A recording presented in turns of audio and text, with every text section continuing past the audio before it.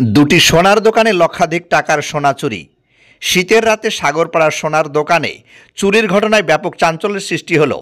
গতকাল বৃহস্পতিবার রাত্রে সাগরপাড়া থানার নরসিংহপুর বাজারে পরপর দুটি সোনার দোকানে চুরির ঘটনায় আতঙ্ক এলাকাবাসী। রাতের অন্ধকারে দোকানের শাটারের তালা ভেঙে দোকান থেকে লক্ষাধিক টাকার মাল আত্মসাৎ করল দুষ্কৃতীরা। সকালে দোকান খুলতেই চক্ষু চড়ক দোকান মালিক। দোকানে ঢুকে দেখেন দোকানের সব কিছু উলটপালট হয়ে পড়ে রয়েছে। তালা ভেঙে চুরি করা হয়েছে সোনার গহনা, পাশাপাশি বেশ কিছু নগদ টাকাও চুরি হয়েছে বলে জানা গিয়েছে। শুক্রবার সকালে চুরির ঘটনা জানাজানি হতেই স্থানীয় বাসিন্দারা বাজারে ভিড় জমায় নরসিংহপুর বাজারে। দীপ জুয়েলার্স এবং রায় জুয়েলার্সের চুরির ঘটনা ঘটেছে।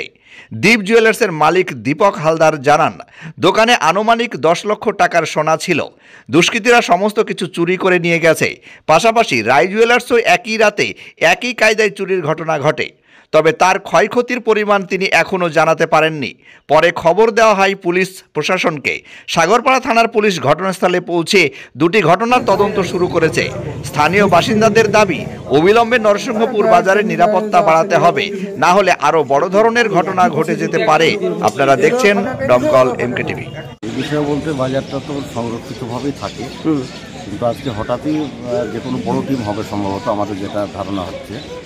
দুটো দোকান একসঙ্গে একইভাবে কেটে দুটো দোকানে পুরোপুরি একদম লুণ্ঠন করা হয়েছে।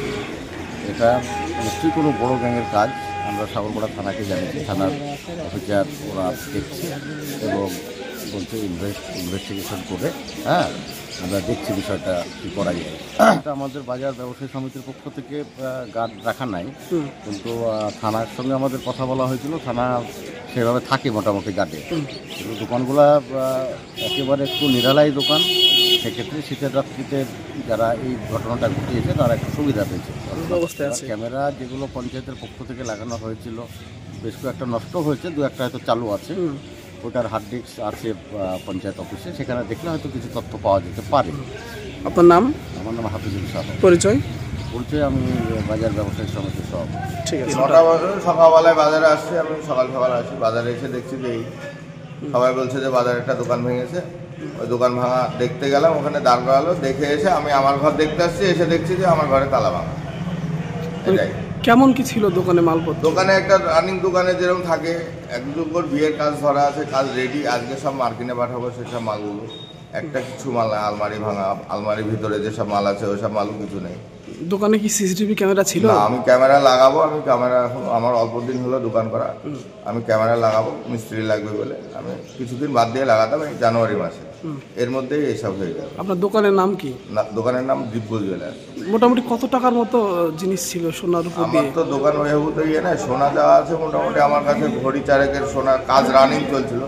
আর এমনি রেডিমেড যেগুলো ছিল এগুলো আমার ওজন করা নাই। আনুমানিক কত টাকা মোটামুটি হতে পারে? মোটামুটি আমার যেগুলো আছে মোটামুটি প্রায় 8-9 লাখ টাকার মাল আছে। সাগরপাড়া থানার পুলিশ কি এসেছিল আপনার দোকানে? হ্যাঁ, এসেছিল। ওনারা ভিডিওগুলো করে গেল। কি চাইছেন এখন আপনি? আমি এটা সঠিক তদন্ত হোক, আমি এটাই চাই। আপনার নাম? আমার নাম দীপক হালদার, বাড়ি সাগরপাড়া থানার পেছনে। শিক্ষা সংবাদ আল ইকরা একাডেমি। আল ইকরা একাডেমি স্থান বানিয়াখালী বাজার, মুর্শিদাবাদ। দীর্ঘদিন যাবৎ সুনামের সাথে চলছে বাংলা মাধ্যমের শিশু শিক্ষা কেন্দ্র আল ইকরা একাডেমি। ভর্তি চলছে নতুন শিক্ষাবর্ষে। ভর্তি চলছে নার্সারি থেকে 4র্থ শ্রেণী পর্যন্ত। বাংলা মাধ্যমের শিক্ষা প্রতিষ্ঠান হলেও ইংরেজি শিক্ষার উপর বিশেষ গুরুত্ব দেওয়া হয়। প্রথাগত শিক্ষা ছাড়াও অঙ্কন, আবৃত্তি, খেলাধুলা, সাংস্কৃতিক কর্মশীলতা ও কম্পিউটার শিক্ষার ব্যবস্থা রয়েছে।